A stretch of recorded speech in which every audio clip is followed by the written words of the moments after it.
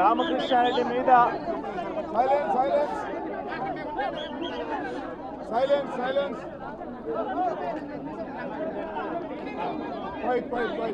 ఈరోజు పిన్నెల్లి రామకృష్ణారెడ్డి మీద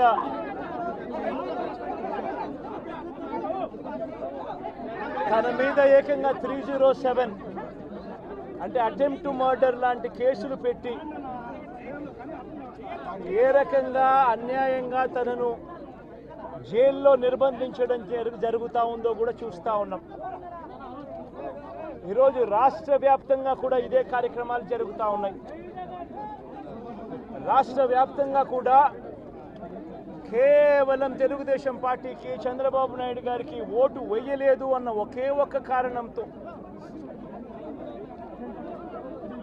ఒక కారణంతో ఏకంగా ఆస్తులను ధ్వంసం చేస్తూ ఉన్నారు, దొంగ కేసులు పెడతా ఉన్నారు. వీళ్ళే కొడతారు, మళ్ళీ వీళ్ళే అటువైపున ఉన్న వారి మీద వాళ్ళు కొట్టారు అని చెప్పి కేసులు పెడతారు. ఇంతటి దారుణంగా ఈరోజు రాష్ట్రంలో పరిపాలన సాగిస్తూ ఉన్నారు. నేను అడుగుతా ఉన్నా, ఇదే గత 5 సంవత్సరాల కాలంలో వైఎస్ఆర్సీపీ పరిపాలనలో ఉండగా, వైఎస్ఆర్సీపీ ప్రభుత్వంలో ఉండగా అప్పుడు జగన్ ఏం చేశాడు?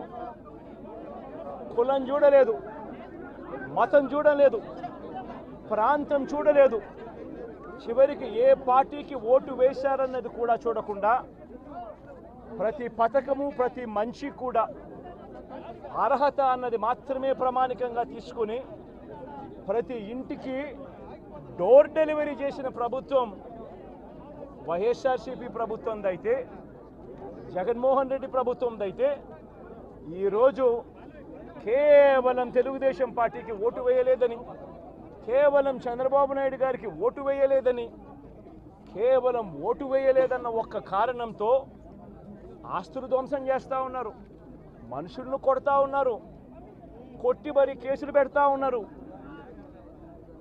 ఇంతటి అన్యాయంగా రాష్ట్రాన్ని రావణ కాష్టం చేస్తూ ఉన్నారు. రాజశేఖర రెడ్డి గారి విగ్రహాలను విరగొడతా ఉన్నారు, పగలగొడతా ఉన్నారు. ఇవన్నీ ఏదైతే చేస్తూ ఉన్నారో ఇవన్నీ కూడా శిశుపాలుని పాపాల మాదిరిగా ఇవన్నీ కూడా పాపాలు పండుతాయి. ప్రజాస్వామ్యంలో ఏదైనా కూడా ప్రజలకు మంచి చేసి ప్రజల గుండెల్లో స్థానం సంపాదించుకుని ప్రజల దగ్గరికి వెళ్ళి ఫలాని మంచి చేశాం కాబట్టి మాకు ఓటు వేయండి అని అడిగే పరిస్థితులు ఉండాలి తప్పనిచ్చి ఈ మాదిరిగా దౌర్జన్యాలు చేసి, ఈ మాదిరిగా అన్యాయమైన కేసులు బిగించి, ఈ మాదిరిగా ఆస్తులు ధ్వంసం చేసి, ఈ మాదిరిగా ఫియర్ సైకోసిస్ క్రియేట్ చేస్తూ రాజకీయాలు చేస్తే మాత్రం అది ఏ రోజు కూడా నిలబడే రాజకీయం కాదు. తాత్కాలిక మేలు ఏదైనా జరుగుతుందేమో తప్పనిచ్చి తర్వాత ఓటు వేసేటప్పుడు మాత్రం ప్రజలు ఇవన్నీ కూడా ఖచ్చితంగా గుర్తుపెట్టుకొని లెక్క జమ చేసి చంద్రబాబు నాయుడు గారికి గట్టిగా బుద్ధి చెప్పే పరిస్థితులు రోజులు కూడా తొందరలోనే ఉన్నాయని కూడా ఈ సందర్భంగా చంద్రబాబు నాయుడు గారిలో మార్పు రావాలని సందర్భంగా కూడా తెలియజేస్తా ఉన్నా. నిజంగా ఇదే విషయానికి వస్తే ప్రజలు ఎందుకు నీకు ఓటేశారు చంద్రబాబు నాయుడు గారు అని చెప్పి ఫస్ట్ చంద్రబాబు నాయుడు ఆలోచన చేయాలి. ఒకవైపున వైఎస్ఆర్ కాంగ్రెస్ పార్టీ ప్రజల్లో వ్యతిరేకత వల్ల ఓడిపోలేదు, ప్రజలకు మంచి చేసి ప్రజలకు మంచి చేసి వైఎస్ఆర్ కాంగ్రెస్ పార్టీ ఓడిపోయింది. ఎందుకు ఓడిపోయింది అని అంటే చంద్రబాబు నాయుడు చేసిన మోసపూరిత హామీలకు ప్రజలు కాస్తో కూస్తో కొద్దిగా ఇదే ఆ 10% కాస్త అటువైపున షిఫ్ట్ అయ్యి చంద్రబాబు నాయుడు గారు అధికారంలోకి వచ్చిన పరిస్థితులు. మరి చంద్రబాబు నాయుడు అధికారంలోకి వచ్చిన తర్వాత ఈరోజు రైతులకు తాను ఇస్తానన్న రైతు భరోసా 20,000 రూపాయలు ప్రతి రైతన్నకి ఇస్తానన్నాడు. వ్యవసాయం స్టార్ట్ అయింది, ఖరీఫ్ మొదలైంది, పంటలు వేగంగా వేస్తూ ఉన్నారు రైతన్నలు. ఇంతవరకు రైతు భరోసా 10,000-20,000 రూపాయలు ఇస్తానన్న దానికి అతి గతి లేదు. బడులు మొదలయ్యాయి.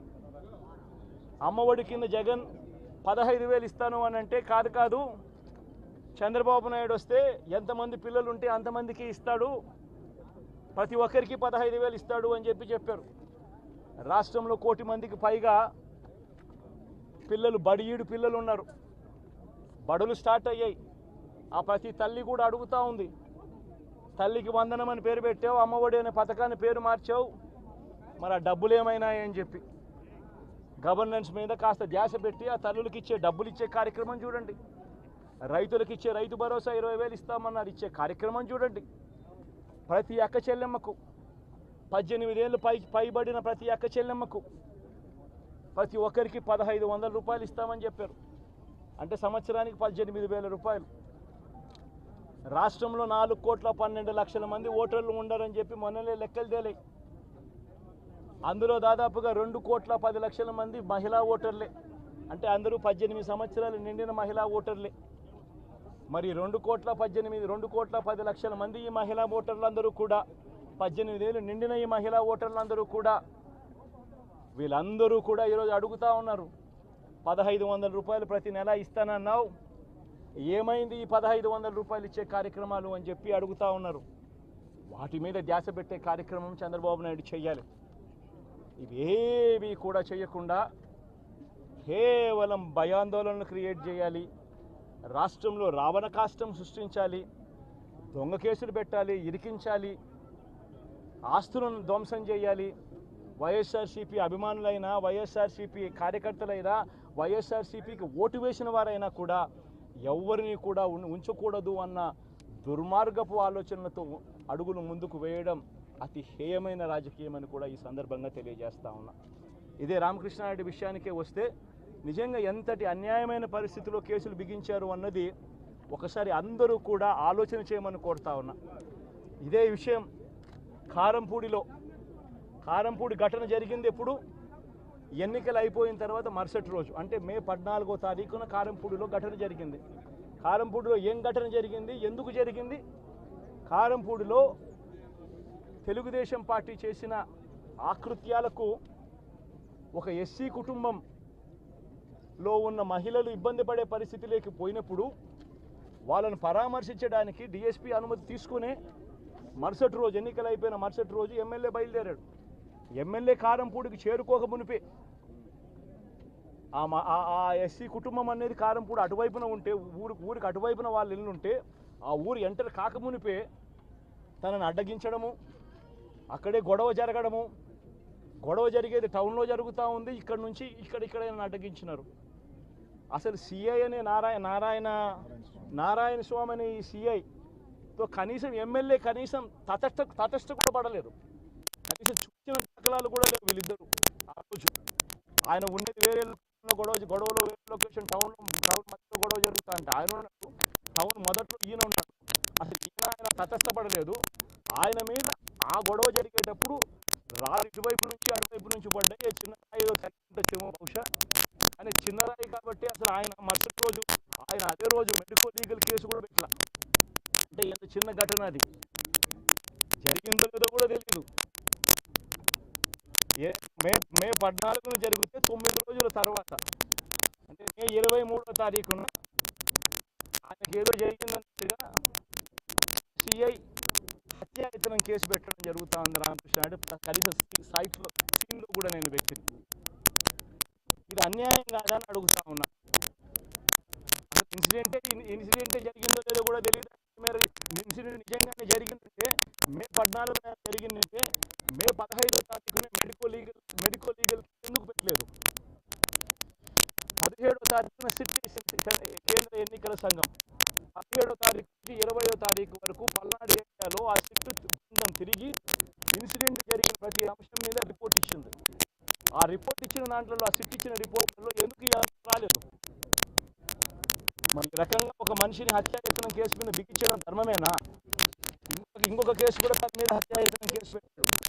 మే 13వ తారీఖు ఎన్నికల సమయంలో పాల్వాయి గేట్ అనే పోలింగ్ కేంద్రం దగ్గర తాను అక్కడికి వెళ్ళినప్పుడు జరిగిన ఘటన మీద అసలు ఎందుకు ఆ ఘటన జరిగింది?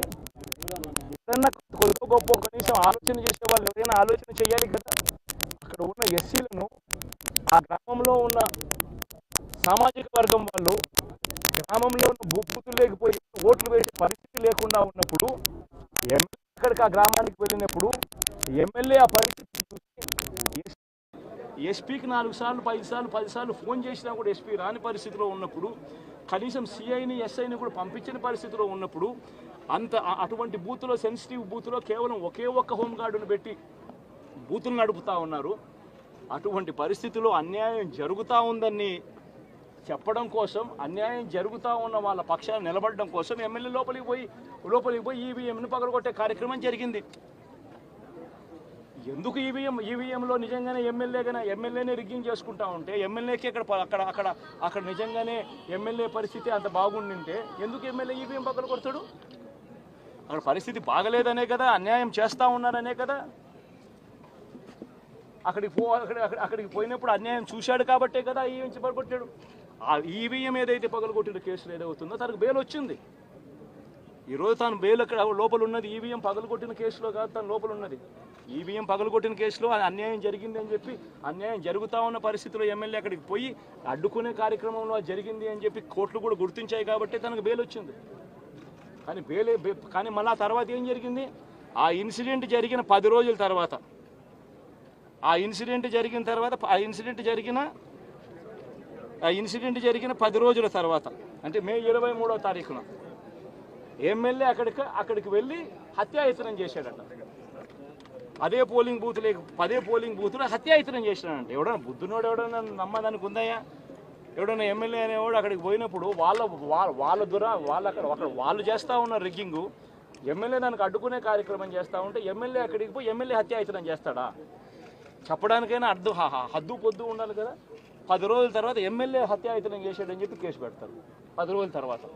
ఇప్పుడు నిజంగానే అటువంటి ఇన్సిడెంట్ జరిగిందంటే సిట్టు 17వ తారీఖు నుంచి, మే 17వ తారీఖు నుంచి 20వ తారీఖు లోపల మధ్యలో ఇచ్చిన రిపోర్ట్లో, ఆ సిట్లో అది చెప్పాలి కదా, ఇట్లా జరిగింది, ఎమ్మెల్యే అనే వ్యక్తి హత్యాయత్నం చేసే కార్యక్రమం చేశాడు అని చెప్పి రావాలి కదా. మరి ఎందుకు సిట్ రిపోర్ట్లో రాలేదు? ఈ రకంగా ఒక మనిషిని కేవలం 4 సార్లు ఎమ్మెల్యే, తాను 2000 కన్సిస్టెంట్గా 4 సార్లు ఎమ్మెల్యే గెలిచాడు. 2009లో గెలిచాడు, 2011లో గెలిచాడు, 2014లో గెలిచాడు, 2019లో గెలిచాడు. ఒక మనిషి కన్సిస్టెంట్గా 4 సార్లు ఎమ్మెల్యేగా గెలుస్తూ వస్తున్నాడు అని అంటే ఆ మనిషి మంచోడు కాబట్టి గెలుస్తూ వచ్చాడు, ఆ మనిషి మంచోడు కాబట్టి ప్రజలు ఆశీర్వదిస్తూ వచ్చారు. అటువంటి వ్యక్తిని తీసుకొని వచ్చి తప్పుడు కేసులలో ఈ మాదిరిగా బిగించడం ఎంత మటుకు ధర్మం? ఈరోజు ఒక్క రామకృష్ణారెడ్డి ఒక్క పరిస్థితే కాదు, రాష్ట్ర వ్యాప్తంగా ప్రతి గ్రామంలోనూ కూడా ఇదే కార్యక్రమాలు జరుగుతూ ఉన్నాయి. ప్రతి ఒక్కరూ కూడా వాళ్ళ స్థాయిలో రెడ్ బుక్స్ అని చెప్పి రెడ్ బుక్లు పెట్టుకొని ఉన్నారు. చంద్రబాబు నాయుడు స్థాయిలో చంద్రబాబు నాయుడు ఒక రెడ్ బుక్, లోకేష్ స్థాయిలో లోకేష్ ఒక రెడ్ బుక్, ఎమ్మెల్యే స్థాయిలో ఎమ్మెల్యే ఒక రెడ్ బుక్, మండల స్థాయిలో మండల నాయకుడు ఒక రెడ్ బుక్, గ్రామ స్థాయిలో గ్రామంలో ఇంకో రెడ్ బుక్, గ్రామ స్థాయిలో ఇంకో నాయకుడు, గ్రామ స్థాయిలో ఇంకో రెడ్ బుక్లలో పెట్టుకొని ఏం చేస్తూ ఉన్నారు? అతి దారుణంగా అన్యాయంగా ఆస్తులు ధ్వంసం చేస్తూ ఉన్నారు. రాష్ట్రం మొత్తం దాన్ని చూస్తూ ఉంది, కానీ ఎవడు మాట్లాడడం లేరు. దొంగ కేసులు పెడతా ఉన్నారు, పోలీసులు ప్రేక్షక పాత్ర పోషిస్తూ ఉన్నారు. దొంగ కేసులు పెడతా ఉన్నారు, వాళ్ళే కొడతారు, మన ఇటువైపున కేసులు పెడతా ఉన్నారు. రాష్ట్రం మొత్తం ఇది చూస్తూ ఉంది. చీని చెట్లు నరికేస్తూ ఉన్నారు, ఆస్తులు ధ్వంసం చేస్తూ ఉన్నారు, కనిపిస్తూ ఉంది. ఎమ్మెల్యేలు ఏకంగా జేసీబీల మీద, పొక్లేన్ల మీద ఎమ్మెల్యేలు స్వయంగా తిష్టేసి ఏకంగా పోయి బిల్డింగులు పగలగొట్టే కార్యక్రమాలు చేస్తూ ఉన్నారు. ఇంతటి దారుణంగా నిజంగా చేస్తూ ఉన్నారు అని అంటే ఎల్లకాలం ప్రభుత్వం మీది కాదు, ఎల్లకాలం రోజులు మీయే ఉండవు చంద్రబాబు, అది గుర్తుపెట్టుకో. మీ పాపాలు పండుతూ ఉన్నాయి వేగంగా. ప్రజలు దీన్ని క్షమించని పరిస్థితుల్లోకి వస్తారు.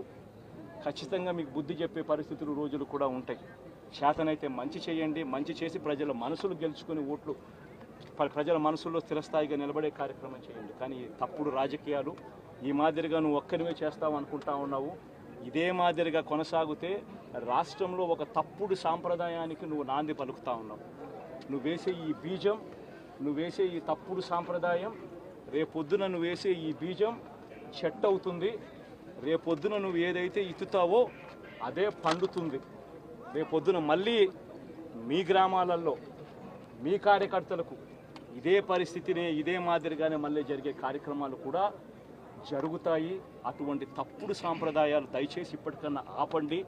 నాయకులుగా ఉన్న మనలాంటి వాళ్ళం ఇలాంటివి ప్రోత్సహించకూడదు. ఇలాంటివి ఎవరు తప్పు చేసినా తప్పు అని చెప్పే కార్యక్రమం నాయకులుగా మనం చెయ్యాలి. కానీ దగ్గరుండి ఈ మాదిరిగా ప్రోత్సహించడం అతి దుర్మార్గమైన కార్యక్రమం. దయచేసి దీనికి ఫుల్ స్టాప్ పెట్టే కార్యక్రమం ఖచ్చితంగా చేయండి చంద్రబాబు అని చెప్పి సందర్భంగా మరొక్కసారి చంద్రబాబును ఈసారి హెచ్చరిస్తున్నామని కూడా చెప్తా ఉన్నాం. ఈసారి కోరడం లేదు, హెచ్చరిస్తున్నామని కూడా చెప్తా ఉన్నాం. ఇదే మాదిరిగా జరుగుతూ పోతూ ఉంటే మాత్రం ఎవరైనా కూడా ఊరుకునే కార్యక్రమం జరగదు. రియాక్షన్ అనేది ఖచ్చితంగా ఉంటుందని కూడా చంద్రబాబు నాయుడు సందర్భంగా గట్టిగా నెల రోజులైంది. చాలా మంది కార్యకర్తలు కూడా ఇబ్బంది పడిన పరిస్థితి.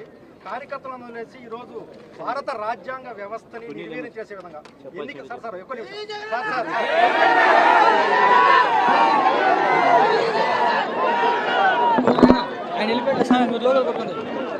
దాని మీద